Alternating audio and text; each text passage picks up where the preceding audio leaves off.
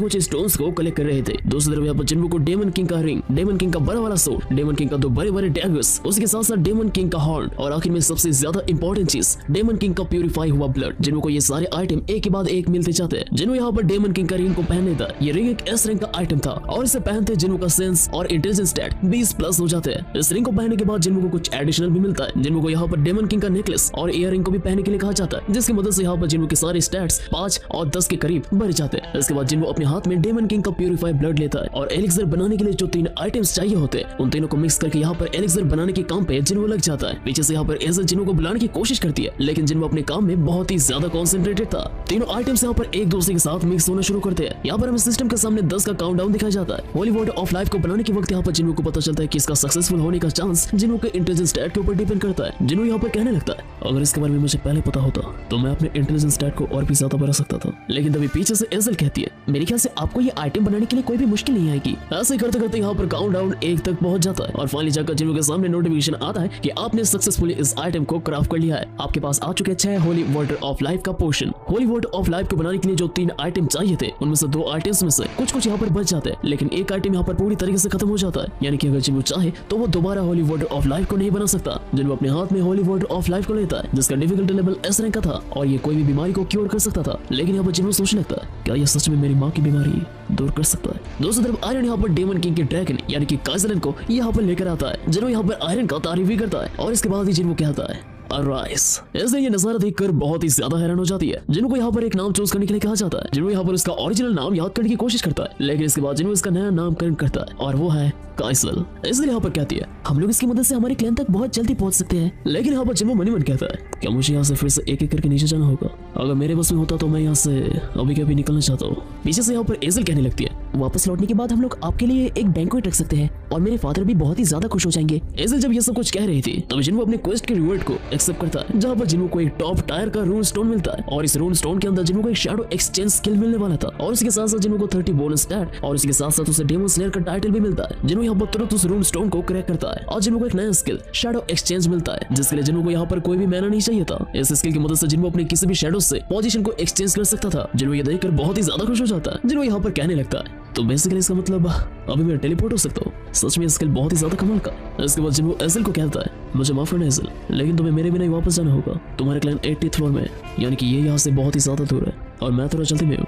वैसे किसी दिन बाद में मुलाकात होगी। जिन्हों यहाँ पर अपना नया स्किल शैडो एक्सचेंज एक्टिव करता है। इसलिए यहाँ पर कुछ कहने की तो कोशिश करती है, लेकिन इससे पहले जिन्हों वहां से रफू चक्कर हो जाता है और देखते देखते जिन्हों अपने घर के गली के पास पहुंच जाता है। जिन्हों यह स्किल हर 3 घंटे में इस्तेमाल कर सकता था। अपनी गली में आते ही यहाँ पर जिन्हों कासिल को समन करता है। इसके बाद में कोरिया के हंटर एसोसिएशन पे ले जाया जाता है, जहाँ पर टेंसुल चेयरमैन गो को जापान के भेजे हुए कुछ वीडियो दिखा रहा था। ये वीडियो सैटेलाइट से लिया गया था जो मैना को डिटेक्ट कर सकता है। गो तो रियोजी ने मीटिंग के दौरान जैसे कहा था कि फर्स्ट, सेकंड और थर्ड सर्च पार्टी भेजने के वक्त जब एंट मॉन्स्टर्स ने गुफा से बाहर निकल के उन हंटर्स को मारा था, इस वीडियो में भी बिल्कुल साफ साफ नजर आ रहा था। और उसके साथ साथ एंट मॉन्स्टर्स के बढ़ते हुए एवोल्यूशन को देखकर ये मामला और भी ज्यादा क्रिटिकल हो चुका था। चेयरमैन गो यहाँ पर पूछते हैं अगर एंट मॉन्स्टर्स को पता चल जाता है कि उनका रानी मुसीबत में तो उसके बाद क्या होगा। जिंटर इसके रिस्पांस में कहता कि एंट्स एक वेव की मदद से एक दूसरे के साथ कांटेक्ट करता है, तो इसी वजह से जापान जैमिंग सिग्नल्स भेजेंगे ताकि वो लोग एंट्स को कंफ्यूज कर सके। चेयरमैन गो इसके बाद कहता है तो इसका मतलब हमें सिर्फ रानी और उनके गार्ड्स के बारे में चिंता करना होगा। चेयरमैन गो जब ये कह रहे थे तब अचानक से उन्हें दूर से एक बहुत ही खतरनाक ऑरा महसूस होता है। जिंजर को यहाँ पर कुछ भी समझ नहीं आता, लेकिन इसके बाद चेयरमैन गो जिंजर से पूछते हैं वैसे क्या तुमने हंटर संजनों के साथ कांटेक्ट करने की कोशिश की। जिंजर यहाँ पर कहता है कि जिन्हों का अभी तक कोई भी पता नहीं चला है। इसके बाद हमें एक टेंट में ले जाया जाता है जहाँ पर हमें व्हाइट टगर गिल का लीडर बाई क्यूनहो दिखाई देता है और बाई क्यूनहो के साथ और एक बंदा बैठा हुआ था। उन्हें भी दूर से यहाँ पर एक बहुत ही शक्तिशाली ऑरा महसूस होता है। बाई क्यूनहो यहाँ पर सोचने लगता है कि आखिरकार वो था क्या, लेकिन वो दूसरा बंदा क्या था। लगता है चोजोंगिन और चांगिन के बीच में शेयर्स को लेकर एक बार फिर से कहानी शुरू होगी। वैसे तुम छोड़ो इन सब बातों को, ये लो तुम्हारे लिए और एक ग्लास। बाई क्यूनहो यहाँ पर कहता है आपका बहुत बहुत शुक्रिया महाराज। हमें देखने मिलता है बाई क्यूनहो जिस बंदे के साथ यहाँ पर बात कर रहा था वो असल में एस रैंक का हीलर मिन ब्यूंग है। मिन ब्यूंग यहाँ पर कहता है अरे भाई एक चीज को लेकर कितना सोचेगा, अगर ऐसे सोचते रह गया तो तेरे चेहरे पर रिंकल्स आ जाएंगे एक दिन। वैसे तुम एक कमाल की बात सुनना चाहोगे। बाई क्यूनहो यहाँ पर कहता है मुझे तुम्हारे घिसे बैठे जोक में हंसना बिल्कुल भी पसंद नहीं है। मिन ब्यूंग इस दुनिया का एक लौता ऐसा हंटर था जो पूरी तरीके से फिट होने के बावजूद भी उसने बहुत ही जल्दी अपने कैरियर से रिटायर ले लिया था, क्योंकि वो एक एस रैंक का हंटर था तो वो चाहता था अपने करियर को लंबा और बहुत ही ज्यादा फायदेमंद भी कर सकता था। एक मिडिल क्लास परिवार से आने के बावजूद भी उसने अपने हंटर कैरियर से बहुत ही जल्दी रिटर्न ले लिया था, जो काफी ज्यादा अजीब बात था। मिन ब्योंग यहाँ पर बाई क्यून को पूछता है, क्या तुम सच में इस रेड में जाना चाहते हो? बाई क्यून यहाँ पर हाँ कहता है, लेकिन मिन ब्योंग कहता है, ये जानते हुए भी वहाँ पर योनसुक के साथ क्या हुआ था? बाई क्यून कहता है, तो मेरे पास वहाँ पर जाने का और एक बड़ा वजह है, ताकि आगे जाकर आम लोगों को मुश्किल न उठाना पड़े, और वैसे भी मुझे किसी एक रास्ते पे तो जाना ही होगा, तो क्यों ना मैं अच्छे काम वाले रास्ते पे चलूं। मिन ब्योंग ये सुनकर कहता है, तुम्हें जो करना है तुम वो कर सकते हो, और अगर तुम मुझे यहाँ पर अपनी टीम में शामिल करने के लिए आए हो तो तुम इस बारे में बोल सकते हो। बाई क्यों यहाँ पर कहता है, मैं यहाँ पर तुम्हें अपनी टीम में बुलाने के लिए नहीं, पता नहीं आगे जाकर मैं तुमसे मिल भी पाऊँ या फिर नहीं, तो मैंने सोचा कि आखिरी बार के लिए तुम्हें गुड बाय कहते जाओ। यह सुनकर मिन ब्योंग काफी ज्यादा हैरान हो जाता है। मिन ब्योंग यहाँ पर आगे कहता है, मैं टीचर के एग्जाम के लिए तैयारी कर रहा हूँ, मैं एक नॉर्मल जिंदगी जीना चाहता हूँ। टीचर का नाम सुनकर यहाँ पर बाई क्यों काफी ज्यादा हैरान हो जाता है, लेकिन मिन ब्योंग आगे कहता है कि रिटायर होने की वजह से रिसेंटली यहाँ पर तैयार होने वाले यूजिन गिल से उसे काफी कमाल का ऑर्डर मिला था। उसे कहा गया था गिल लीडर बनने के लिए। यूजिन गिल के साथ साथ यहाँ पर मिन ब्योंग को और भी काफी सारे कमाल के ऑफर्स मिले थे, लेकिन मिन ब्योंग ने सबको मना कर दिया था। मिन ब्योंग के हाथ यहाँ पर कांप रहे थे। मिन ब्योंग यहाँ पर कहता है, मुझे देखकर शायद तुम्हें ये महसूस नहीं होगा, लेकिन मैं मारने और मरने के इस खेल से बहुत ही ज्यादा तंग हो चुका हूँ, और इसी वजह से मैं टीचर के एग्जाम के लिए तैयारी कर रहा हूँ। वैसे मैं कोरियन हिस्टोरी के बारे में सोच रहा हूँ, तुम्हें तो पता ही होगा कि मुझे हिस्टोरिकल ड्रामास कितने ज्यादा पसंद है। बाई क्यूनो कहता है, तुम सच में पागल हो मिन ब्योंग। मिन ब्योंग यहाँ पर कहता है, ये कोई पागलपन नहीं है मेरे दोस्त,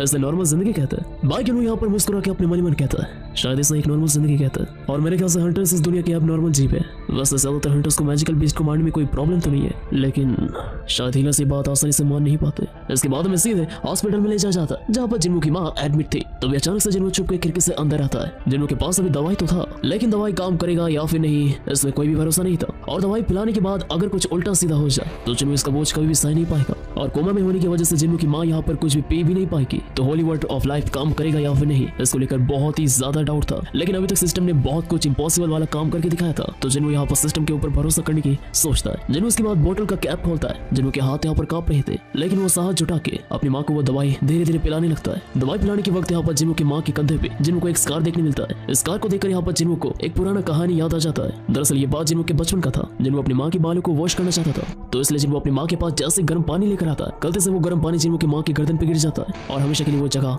एक दाग बन जाता है। जिन्मू ये हादसा देखकर बहुत ही ज्यादा डर गया था, लेकिन गर्म पानी जिन्मू की माँ के ऊपर गिरने के बाद भी जिन्मू की माँ सबसे पहले ये चेक करती है कि जिन्मू ठीक है या फिर नहीं। जिन्मू आज भी वो दिन बहुत ही ज्यादा रिग्रेट करता है। इसके बाद हम लोग फिर से प्रेजेंट पे आते हैं। दवाई पिलाने के कुछ देर बाद भी यहाँ पर जिन्मू की माँ को होश नहीं आता। जिन्मू यहाँ पर पैनिक करने लगता है। हालांकि जिन्मू की माँ का स्किन का कलर नॉर्मल हो चुका था, लेकिन जिन्मू की माँ ने अभी तक आंखें नहीं खोले थे। जिन्मू यहाँ पर मन ही मन कहने लगता है, अपनी आंखें खोलिए माँ, मैं इस रास्ते पे इसलिए चला क्योंकि मुझे यकीन था कि एक ना एक दिन मुझे आपको ठीक करने का कोई रास्ता जरूर मिल जाएगा। इसी वजह से मैं इतना ज्यादा ताकतवर बना।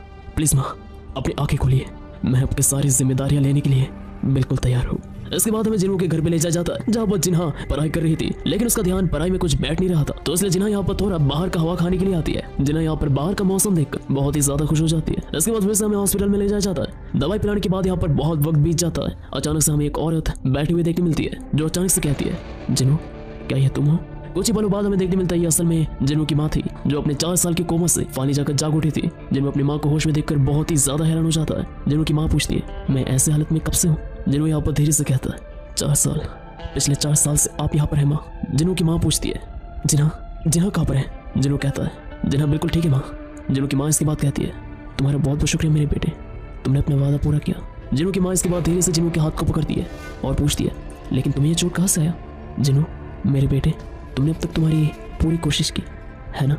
ये सुनने के बाद यहाँ पर जिन्हू पूरी तरीके से टूट जाता है और उसकी आंखों से आंसू टपकने लगते हैं। जिन्हू की माँ के कोमा से बाहर निकलने की खबर जैसे डॉक्टरों के कानों तक पहुंचता है। डॉक्टर ये सुनकर बहुत ही ज्यादा हैरान हो जाता है। जो डॉक्टर ये खबर लेकर आया था वो कहता है, सर पेशेंट के घर वाले पेशेंट को जल्द से जल्द घर लेकर जाना चाहते हैं, तो हम इस मामले में क्या करना चाहिए? जो हेड डॉक्टर था वो कहता है, ये बिल्कुल भी पॉसिबल नहीं है डॉक्टर, वो तो शायद चल भी नहीं पा रही होगी। लेकिन वो दूसरा डॉक्टर कहता है कि पेशेंट के सारे टेस्ट यहाँ पर नॉर्मल आए हैं, उसके साथ साथ वो पूरी तरीके से हेल्दी है और चल फिर भी सकती है। ये सुनकर डॉक्टर और भी ज्यादा हैरान हो जाता है। वो दूसरा डॉक्टर कहता है, सर मेरे ख्याल से ये लाइफ सपोर्ट मशीन की वजह से पॉसिबल हो सकता है। हेड डॉक्टर कहता है, हम अभी तक कुछ भी श्योरली नहीं कर सकते, तो हम लोग पेशेंट को इतना जल्दी और आसानी से घर नहीं भेज सकते। वो दूसरा डॉक्टर कहता है, सर मैंने कोशिश तो बहुत की, लेकिन वो लोग कोई आम इंसान नहीं है। वैसे आपने कोरिया के 10वें एस रैंक के हंटर के बारे में तो सुना ही होगा, असल में वो उस हंटर की माँ है। ये बात सुनकर यहाँ पर डॉक्टर के पसीने छूट जाते हैं और डॉक्टर यहाँ पर जिन्हू की माँ को डिस्चार्ज करने के लिए राजी हो जाते हैं। इसके बाद हमें जिन्हू की मॉम के कमरे में ले जाया जाता है, जहाँ पर हमें जिन्हा देखने मिलती है, जो बच्चे की तरह यहाँ पर रो रही थी। जिन्हू की माँ कहती है, जिन्हा तुम सच में बहुत ही ज्यादा बड़ी हो चुकी हो। जिन्हा यहाँ पर तुरंत अपनी माँ को गले लगा लेती है। ये देखकर जिन्हू अपने मन में कहता है, आखिर में जाकर मेरी कड़ी मेहनत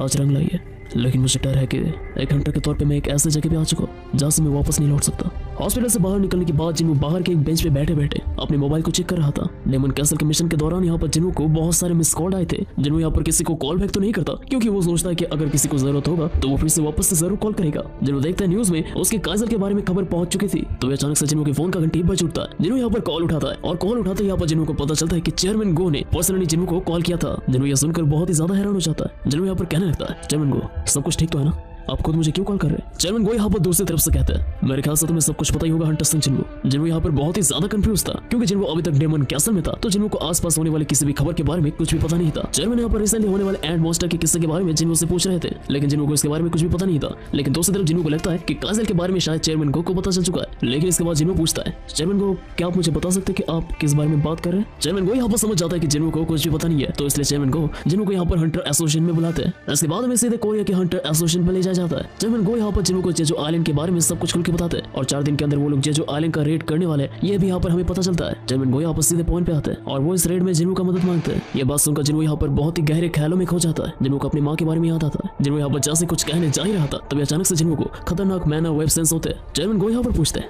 क्या हुआ मिस्टर संग? जिन्हों कहता है, मैंने आसपास कुछ खतरनाक मैना वेब्स को सेंस किया, क्या आसपास कोई हाई लेवल का हंटर मौजूद है? चेयरमैन गो यहाँ पर कहते हैं, हंटर संग सच में आपका सेंस काफी ज्यादा स्ट्रॉन्ग है। मुझे नहीं लगा था कि आप उन्हें इतने दूर से भी सेंस कर सकते हैं। दरअसल कुछ इस तरह के हंटर्स आने वाले जेजो आइलैंड के लिए जिम में प्रैक्टिस कर रहे हैं और आज अपन के इस तरह के हंटर गोतो रियोजी भी यहाँ पर मौजूद है। गोतो रियोजी का नाम सुनते ही यहाँ पर जिन वो काफी ज्यादा हैरान हो जाता है क्योंकि गोतो रियोजी एक ऐसा फेमस बंदा था अगर कोई हंटर ना भी हो तो भी उसे जापान के ग्रेटेस्ट हंटर गोतो रियोजी के बारे में पता है। चेयरमैन गो यहाँ पर कहते हैं, क्या आप मेरे साथ जिम में जाना चाहेंगे?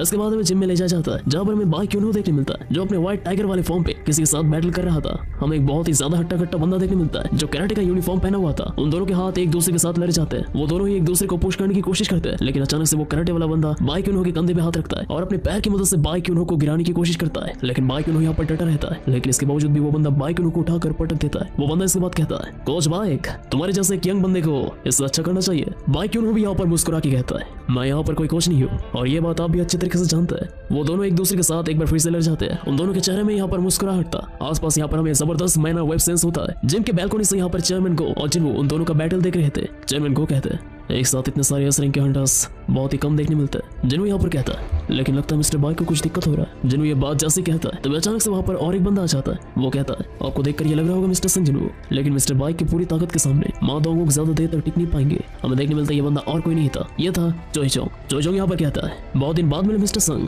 वैसे आप वहाँ पर जो कराटे की यूनिफॉर्म पे देख रहे हैं वो असल में फेम गिल्ड का लीडर माँ दोंगों का है। जिन्हों यहाँ पर कहता है, वैसे आपने कहा कि मिस्टर बाइक अपनी पूरी ताकत इस्तेमाल नहीं कर रहे, आखिर इसका मतलब क्या है? चोई चोंगिन कहता है, क्योंकि यहाँ पर बहुत सारे लोग हैं तो मिस्टर बाइक अपनी असली फॉर्म को रिवील नहीं कर सकते क्योंकि अपनी पूरी ताकत इस्तेमाल करते समय मिस्टर बाइक एक मॉन्स्टर बन जाते हैं। जिन्होंने इसके बारे में रूमर सुने थे लेकिन जिन्होंने कभी अपनी आंखों के सामने नहीं देखा था। चोई चोंगिन यहाँ पर आगे कहता है, वैसे आप वहाँ पर खड़े हुए लोगों को तो देख ही सकते हैं। वो जापान के इस रैंक के हंटर्स है जो इस रेड में हमारा साथ देने वाले और उनमें से एक गोतो रियोजी भी है। इसके बाद हमें सभी जापानीज इस रैंक के हंटर्स से मिलवाया जाता है। And that's it for the solo leveling season 2 episode number 15.